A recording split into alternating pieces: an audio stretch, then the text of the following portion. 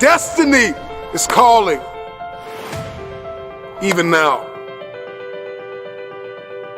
Many of you listening to me have been beautifully equipped to live in a world that no longer exists.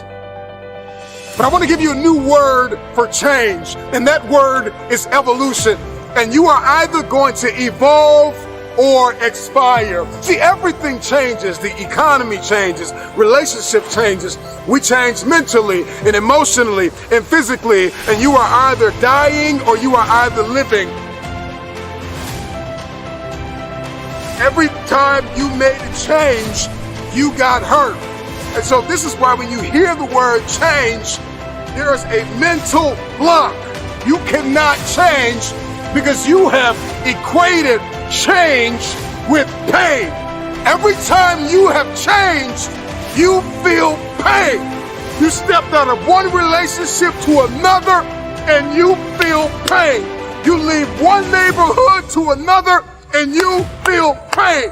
You go from one job to another and you feel the fire of transition. So every time you hear the word change, you see pain.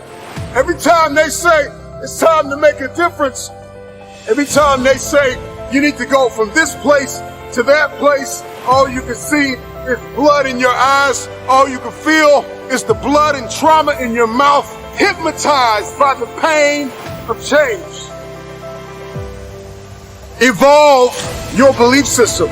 Change is not pain. See change as growth. See change as transformation. See change as evolution. See change as necessary. See change as critical. See change as inevitable. And the more and more you start to see that change is not pain, you're going to see transformation. Your life's going to experience a quantum leap, because now, even though in your childhood you were traumatized because of change, your history is not your destiny. See, those of you who will evolve, who are willing to evolve, you will inherit the future. Those of you who are willing to take everything you do to the next level, you will inherit the future. It is the individual who is willing to become more. Change is inevitable, and you are either changing for the worse or changing for the better. You decide. Change is an invitation to the future. If I can change, I can have my future.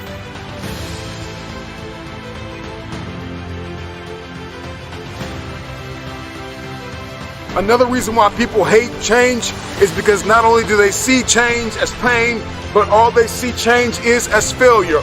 And it's because every time you've made a change, you have failed.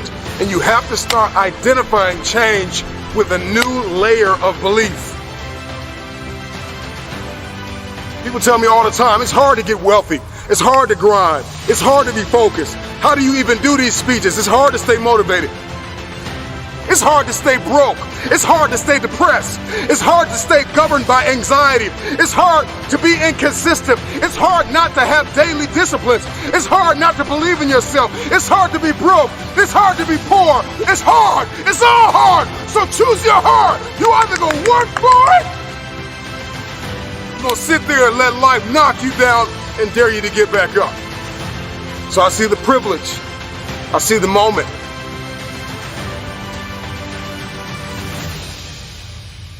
I see change as pleasure. I see change as transformation. I see change as evolution. I see change as beauty, brilliance. I see change as the future. I see change as necessary. I see that if I don't change, there is a generation of people who are going to be stuck in the same place. If I don't evolve. See, the marketplace rewards those who have evolved. The marketplace rewards those who have become more valuable. You will be rewarded for the pain. Cry in secret, bleed in secret, but in public you'll be rewarded. And if everything you listen to goes over your head, you are going to miss your moment and stay living in the midst of the madness of impossibility, the lie. Somebody lied to you and told you that it was impossible. Every time somebody told me I could not do something, I had a decision that I had to make in order to achieve what they said was impossible. The power is wrapped in the truth and in the power of their perspective. It's wrapped in your capacity, your ability to believe in a dream, even if nobody believes in you.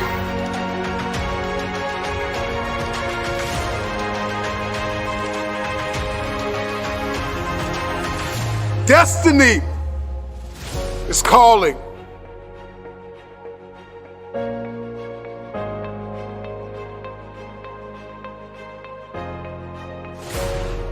Your perspective can either become your prison or your passport. It can either arrest you or release you. In 1903, it was the Wright brothers that defied the laws of gravity. And if you know anything about gravity, gravity will pull you down and keep you down. It will stop you from flight. It will stop you in your tracks. If you believe in something, metaphorically speaking, gravity will hold you down, it will hold you back, and it will dare you to fight. Your perspective can either be your prison or your plane. I don't know about you, but today, I made the decision to defy the laws of gravity. The first successful heavier-than-air powered aircraft was designed and built by the Wright brothers. They flew it 4 times on December 17, 1903, near Kill Devil Hills, about 4 miles. I believe possibility is destiny, and it is fear that keeps us arrested and apprehended by the spirit of impossibility. I'm gonna tell you this right now, and nobody else is gonna tell you this. Impossible is a spirit, and you've got to arrest that spirit or it will arrest you. Impossibility is like a soda fountain, the easy way out, the path of least resistance, because to say something is impossible, to give up, to cop out, to fill your cup of carbonated excuses. It tastes good, but it doesn't sit well as it goes down into your system. To remove the 2 letters is the grit of existence, the binding faith of hope to your chest and letting your heart beat. You gotta rewrite the code, you gotta rewrite the script. Calling all reformers, I'm calling all innovators, I'm calling all game changers, I'm calling all world shakers, I'm calling all city shifters, I'm calling everybody that has an inkling of faith in themselves, I'm calling everybody. You will inherit the future